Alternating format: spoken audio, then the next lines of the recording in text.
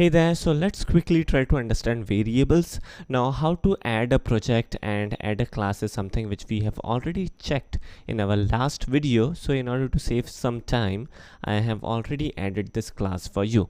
Alright, so moving forward, in here we have this very simple class hello, and inside the main method we have the auto generated stub. Let me get rid of it, and moving forward in here we will create our first variable.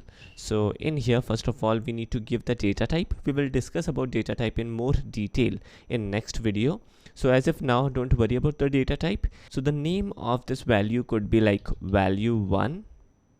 Alright, so we have a variable now, but there is no value inside this variable. So let us quickly try to print this variable without inserting any information inside the variable. So we will make use of system.out.println, and in between double quotes we will simply type in the name of the variable. Now friends, in this statement there is something fishy. Let me show you. If we execute this, directly we will get value1 string on our console. And now friends, whenever we would like to access the value of the variable, we need to directly give the name of the variable except without using double quotes or single quotes. So here is the correct notation, but even then Eclipse is complaining, and it is complaining that local variable value1 may not have been initialized. So let us execute this, and there would be a crash. So again there is some kind of issue, right? So let me initialize this. So in next line we will simply type in value1 equals 1 maybe, and now if I execute this program, then the output would be 1.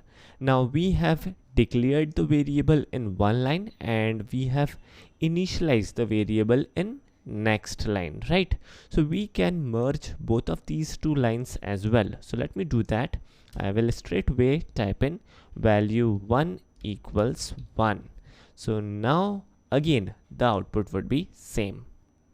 Now moving forward, let me declare one yet another variable, for example val2. So the way is pretty simple.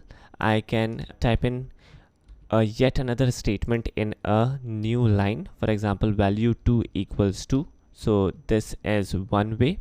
The second way is again very simple. I can get rid of this particular statement and use a comma instead of a new line and type in, for example value2 equals 2. So even this is okay.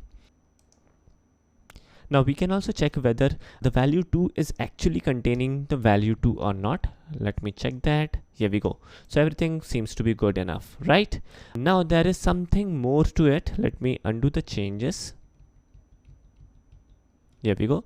So in here, for example, in the next statement, we can perform some operations as well. For example, the value of 2 could be like 2 multiplied by 2, and we will minus value 1 from this operation. So there is a complex operation in here. So we are multiplying 2 by 2, so it will give us 4, and then we would be minusing 1 by the final value. The value of value 2 needs to be 3. So let me execute this program, and the output is 3. So it is very much possible to have some operations and the final value from the operation would be initialized and assigned to the variable. So even that is possible. Even we can do this in this way. Let me get rid of this int, and we will declare value 2 first, and then we will initialize the value 2 variable using this operation. So even that will give us a proper output. Now friends, moving forward, we can perform the operations based on variables as well. For example, value 2 equals to 2 multiplied by 2 minus 1. In place of 1, we can directly type in value 1, right? So even that is possible. Now the value of value 2 would be again 3, right? So this seems to be good enough. Let me do one more thing. I will simplify this a little. That will give you a better understanding. So value 2 equals maybe 2, and then we will add in a yet another value which would be value 3, and then we will multiply For example, value 1 into value 2 into value 2. So now the final output would be 1 multiplied by 2 multiplied by 2, which is 4, and we would be printing out value of value 3. So the output should be 4. Here we go. So all the permutation and combination are possible with the usage of these variables. So these are very flexible in that way, and in programming definitely there is a heavy usage of variables. Now finally, there is a small little thing that the name of the variables are case sensitive. For example, if I change value 3 with uppercase V, then there would be a issue, right? So let me execute this program and that would be a crash definitely. So the final note is the name of these variables are case sensitive, and these variables are definitely very flexible. So do experiment, do check out, and if you like, do research on internet more about variable, how variable are laid out in memory, and that will definitely help you guys more.